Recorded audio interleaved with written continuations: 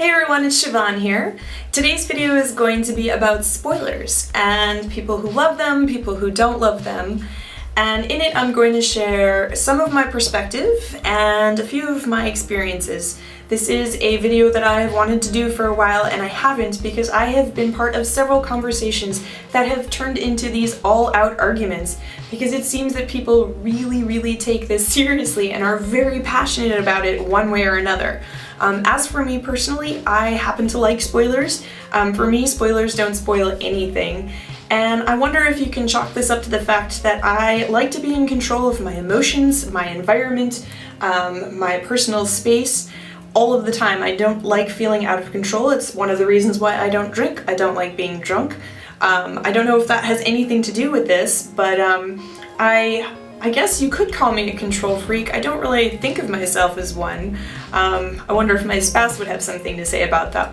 Speaking of spouses, my husband, on the other hand, hates spoilers. My daughter takes after me, and it's really funny because we have this kind of like running joke in our household now, and with no prompting from me at all, one day Fanula was just kind of feeling pissy about something my husband was doing to her, and she said, "If you don't leave me alone, I'm going to tell you the Walking Dead spoilers from last night."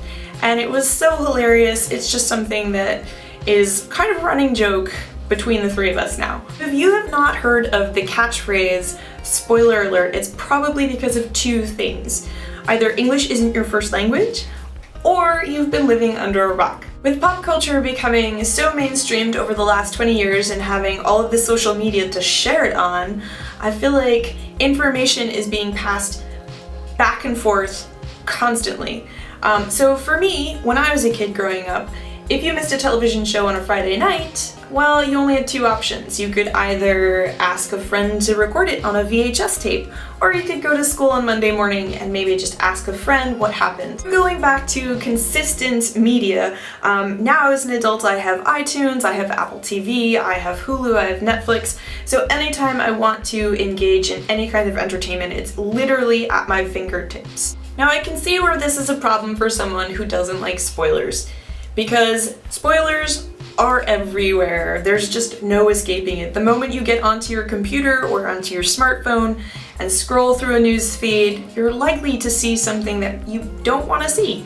So the only advice that I could give to somebody like that is to kind of stay off social media and or just try to stay up to date with things that you really love so you don't have to feel unhappy when a surprise is spoiled for you. I'm gonna tell you a little experience that happened to me. Do you guys remember the episode, The Purple Wedding, in which Joffrey dies that wonderfully horrible death? Well, that was actually in one of the novels, and I had read it. And I remember sitting there for that episode, my hands clenched in fists because I was so pumped up I couldn't wait for it to happen. I knew it was gonna happen, I just didn't know when. So that's an example of me knowing a spoiler but not feeling like it had spoiled anything. But moving on, that was beside the point I was trying to make. I watched the episode, I was thrilled with it, and a couple hours later I went on to Pinterest. And I have a Pinterest board that's all Game of Thrones stuff, so pictures of the actors, of hairstyles, of costumes, articles about the sets, things like that. Somebody had pinned a picture or a screenshot of his face in the last scene. You know, it's all purple and there's blood coming out of his nose and it's great. So I was all like, yes, he's dead, he's dead, he's dead! And I forwarded that on to my own Pinterest board. Fast forward a couple hours, I get a notification in my email saying that someone had commented on a pin, so I logged in to see what it said. And sure enough, there were tons of comments under the picture that said things like, "Yes, I'm so happy he's dead, yay, yay, yay!" And then there were a couple complainers. One of the girls was actually writing in Spanish, so I had to go to Google Translate to find out what she said, and it was something along the lines of, "Oh, thanks a lot, I haven't seen the episode." But the comment that really got my attention came from this guy who I had never spoken to before, didn't know him. I guess he must have been following my Pinterest board. Who knows how he found me. But in it, he called me all sorts of horrible names. I was a cunt, I was an asshole, I was a bitch, I was a moron, and I had spoiled this whole episode for him. It was kind of amazing to see a stranger have a legit temper tantrum underneath an image on a website. I really didn't know how to feel at first. I think I was really upset, and then as I thought about it for a few more minutes, I just felt myself getting more and more angry, And of course, I wrote back the snarkiest thing that I could.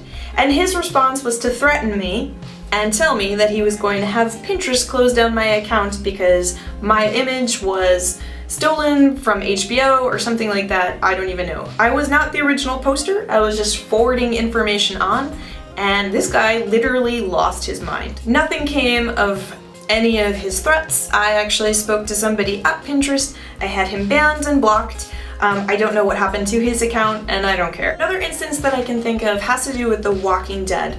And Walking Dead is probably my favorite television show of all time. Whenever it's on, whenever it's Walking Dead season, I am constantly home on Sunday nights so that I can watch the episode live, and so that I can follow up with The Talking Dead and process all my feelings.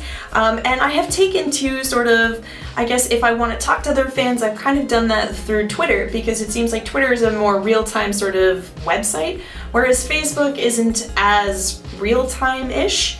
But anyway, to get to the point that I'm trying to make, right after the prison fiasco, when they're all trying to go to Terminus, there's this point where you think that baby Judith is dead. And when I discovered that she wasn't, I was absolutely thrilled, and I posted about it on Facebook. I swear I wasn't trying to spoil it for anybody, I really wasn't. I was just really happy and excited that the baby was okay and that everything was gonna turn out alright. Well, the rest of the season was kind of wild. If you're a Walking Dead fan, you know what I mean, but yeah, I really wasn't trying to upset anybody, but I got all of these comments, some from friends, some from family, and everyone was furious with me.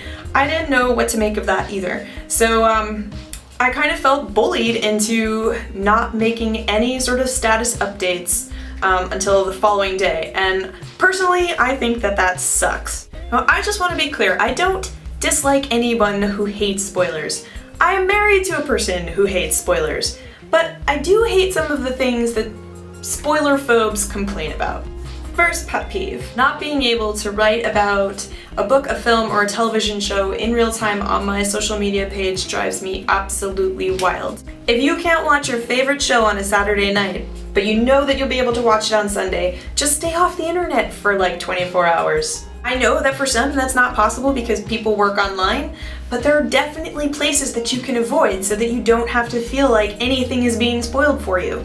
It is not my job nor the job of anybody else to hold your hand while you scroll through your newsfeed. You're an adult.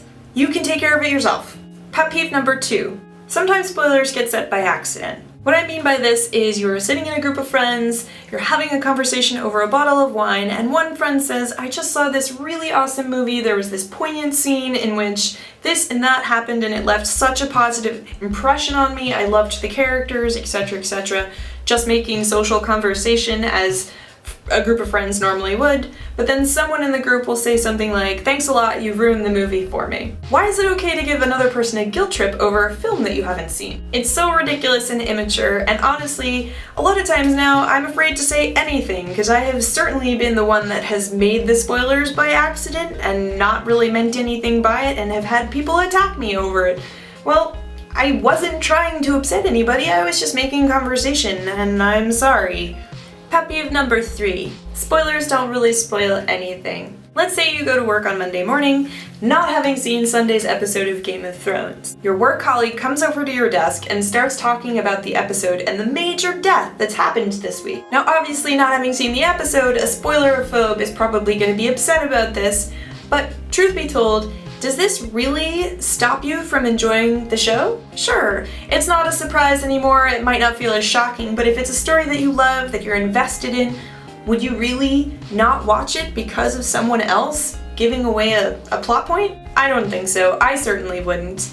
And I don't really see how it would spoil anything. If you love something, even if you know a little tiny piece of the story in advance, you're still going to watch it because it's something that you care about. Plot points are just plot points. That's all they are. They're not the whole story. They're just a little tiny summarization of something greater.